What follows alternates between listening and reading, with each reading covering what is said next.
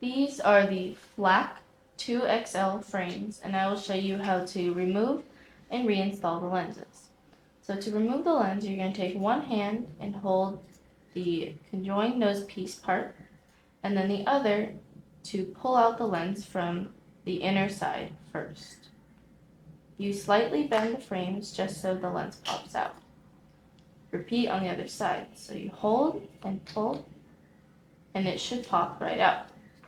Now, to reinstall the lens, you're going to slide in this part first into its groove, and then you're going to pull the frame just a little bit while sliding up the piece, and you should hear a click once you insert the lens properly. Just push it a little bit just to make sure it's snug, and you repeat on the other side. So this part first, and then pull the frame just a little bit so that the lens can slide in, and you should hear a click. And just make sure it's secure.